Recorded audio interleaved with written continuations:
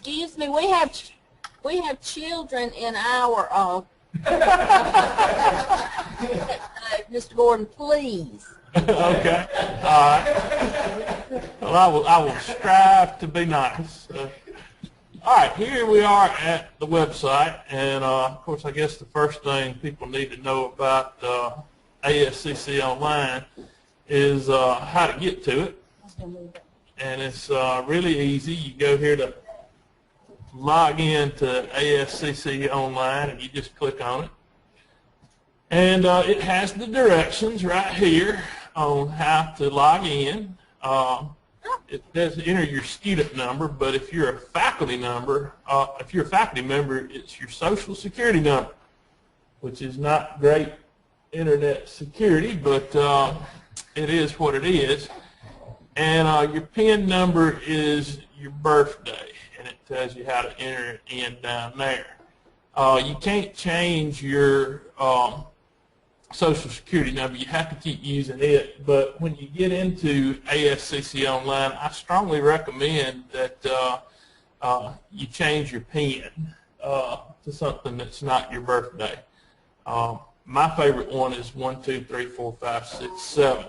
Because nobody ever thinks to plug that in. So let's go in and log in. Y'all don't watch as I plug in my Social Security number here.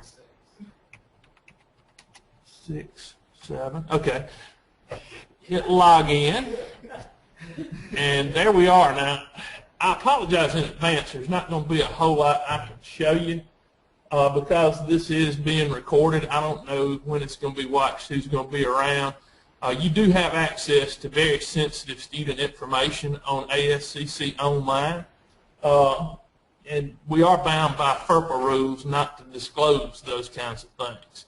So I say this because you have to be careful if you're in class and class is over with and one of your advisees comes up to you and you still got the smart board up and they're like, can you authorize me for class?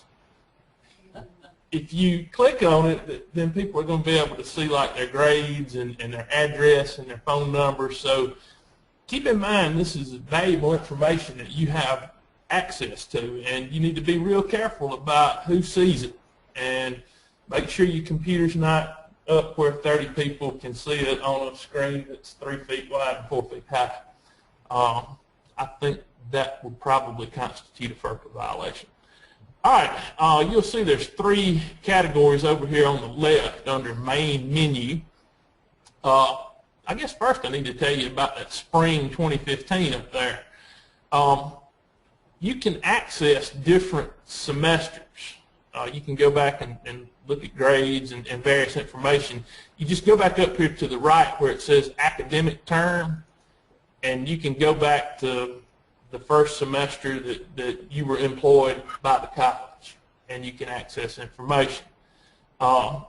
It usually defaults to the semester that you're currently in until they put out the schedule for the next semester. And you'll come into your office or whatnot, and you'll go to plug in your attendance for a class, and you'll notice that it has no students in it. And it's because you're like in summer 2015 instead of spring. So you have to go up there and go back to spring to get to your stuff. Now, over here on the main menu, you can click on each one of these, and it'll bring up a list of things.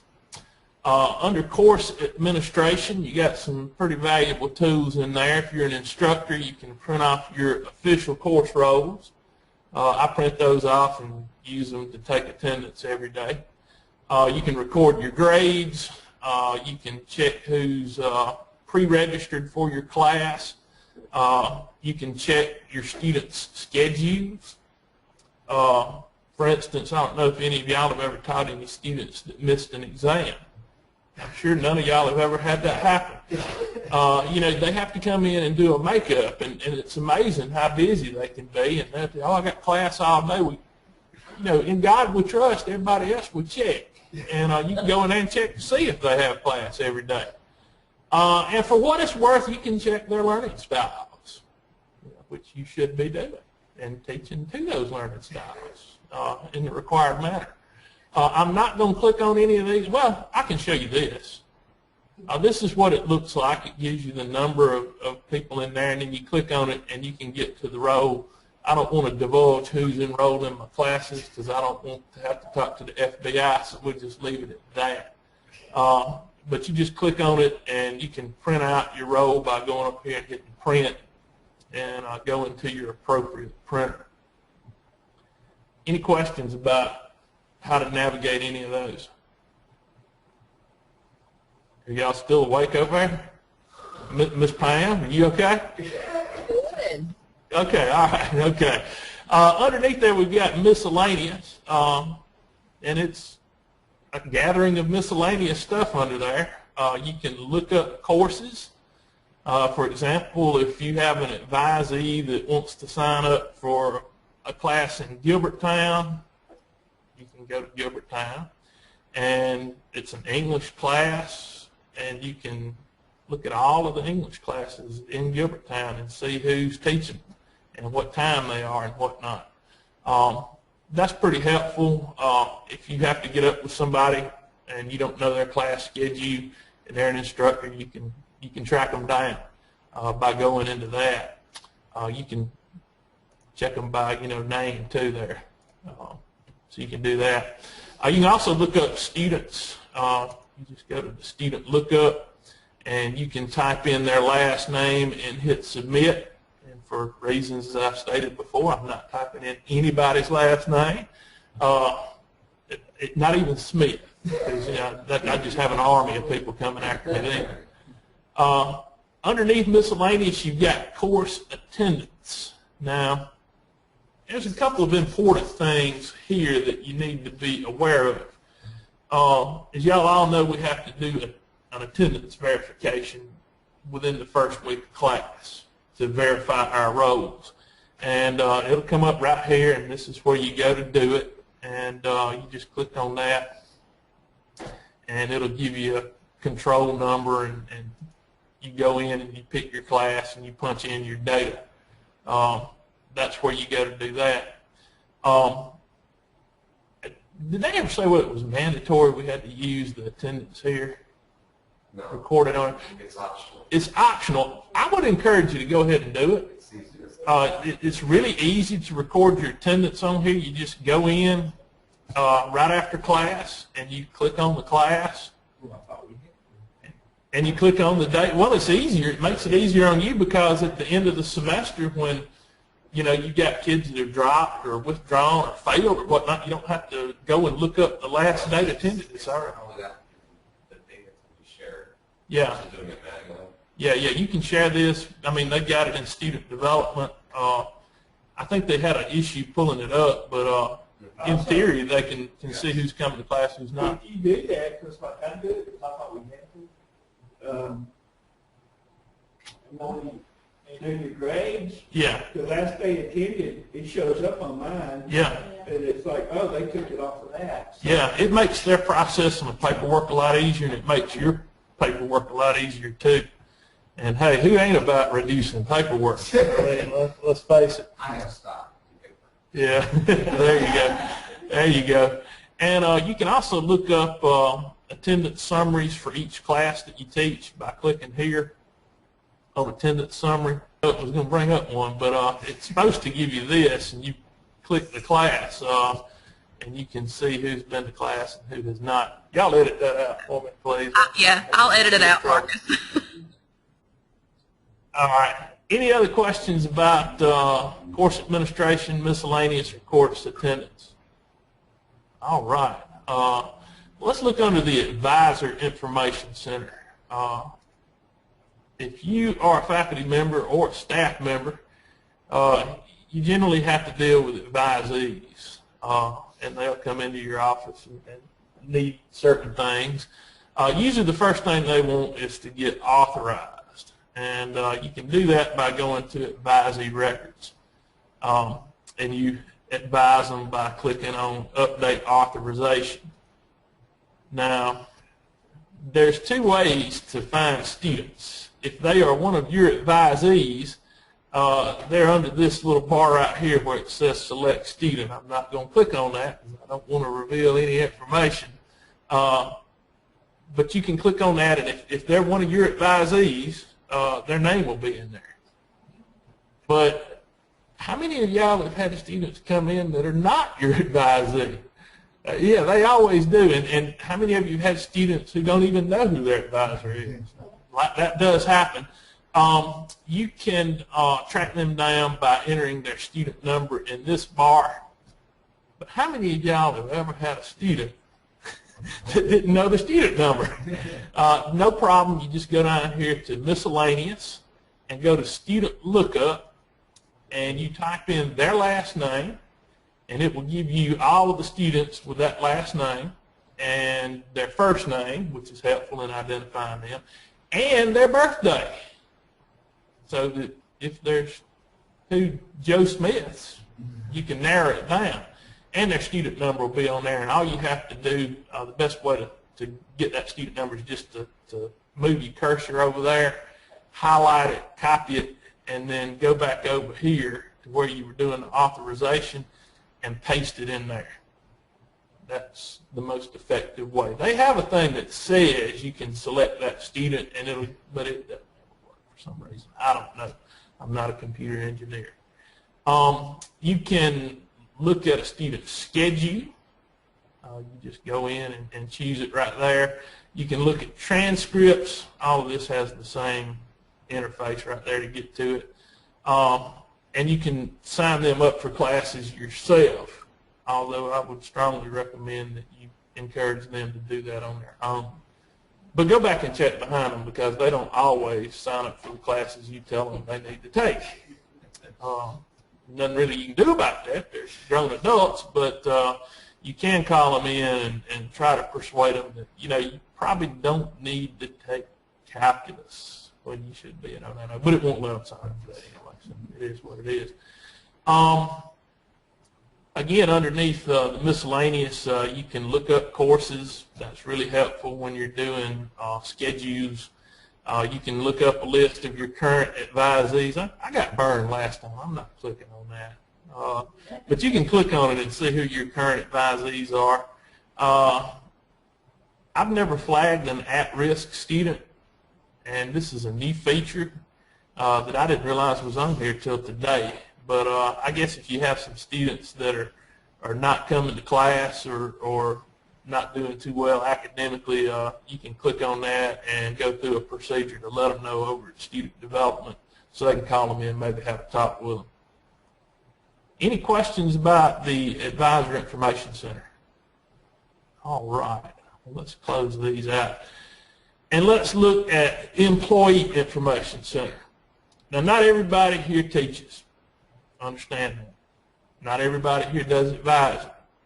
I understand that. But everybody here gets paid, I hope. I hope. Not much, but you get paid. Well, you can click over here on Employee Information Center, and you can see all kinds of stuff about yourself. Under Employee Information, you can print out your pay stubs. I'm not going to click on mine.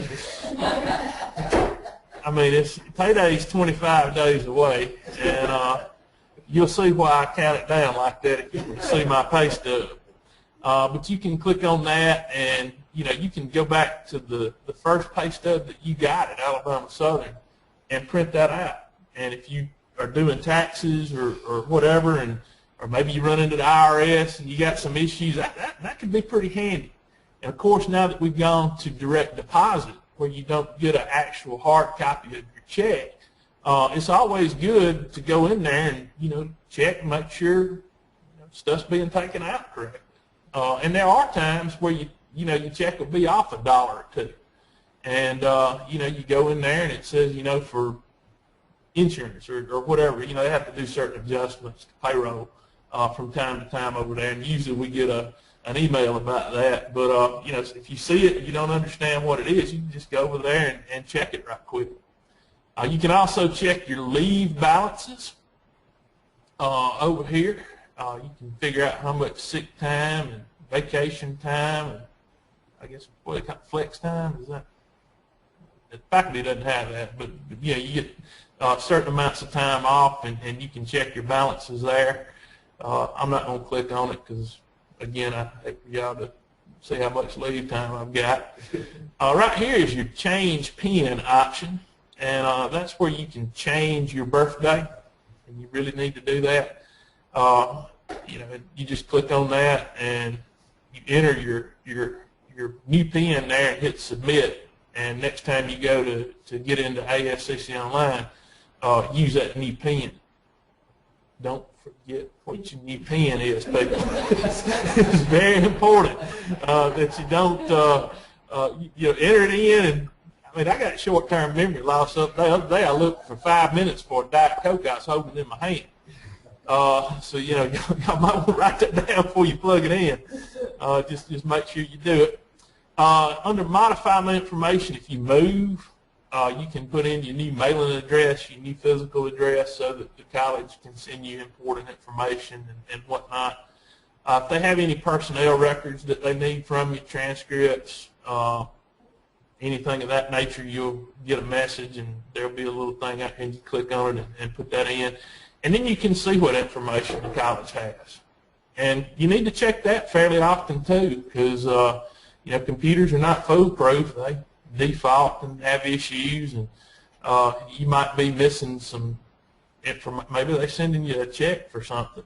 You hadn't gotten it yet. You might go make sure they got your right address, and you can check that right there.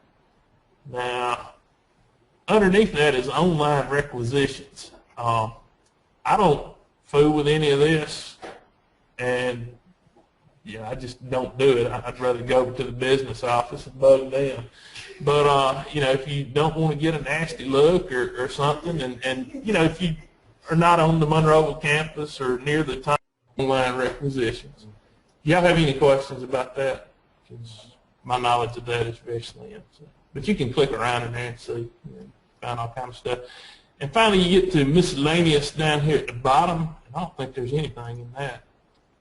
And that's pretty much it. That's ASCC Online in a nutshell.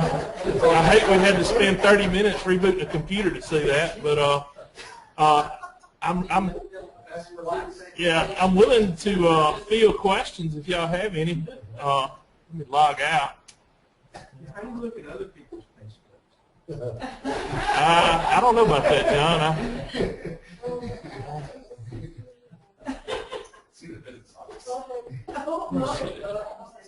How do I see everybody? Yeah, how do I get them back? Mark, I don't see. stop sharing your screen, Okay, stop sharing my screen. and that'll just put us big again to where you can see all of us. Where's, no, everything's showing. Oh, okay, there. Okay, showing screen. Where? Stop showing screen. There we go. Stop. There we go. Okay. I still don't see y'all. Do you want to go to the web?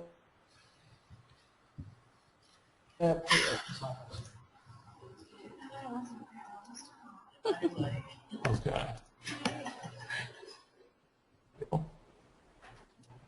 Oh, there y'all are. There we go. Oh, whoa. Okay. How are y'all? One. Y'all got any questions? All right. What you got, Ron? Oh, I have no questions. Excellent. Oh, you don't have any questions? That's all right. Nobody? Scott Dees?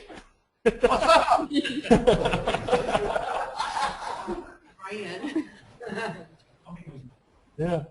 Well, if okay. Well, if there's not any questions, thanks for tuning in. Did a great job, Marcus. All right, appreciate it, man. I can see, you know, you're taking a lot of notes and really into it. So. On my check stuff, get Yeah. I hear you. All right, well, if y'all do have any questions about it, you know how to get in touch with me. I work on multiple campuses, so email me at mgordon, Gordon, @ascc.edu, and I'll try to answer your question as best I can. All right, well, Ms. Deborah, I have to go take pictures for PTK, so y'all have a good day, and we'll see y'all in the funny papers.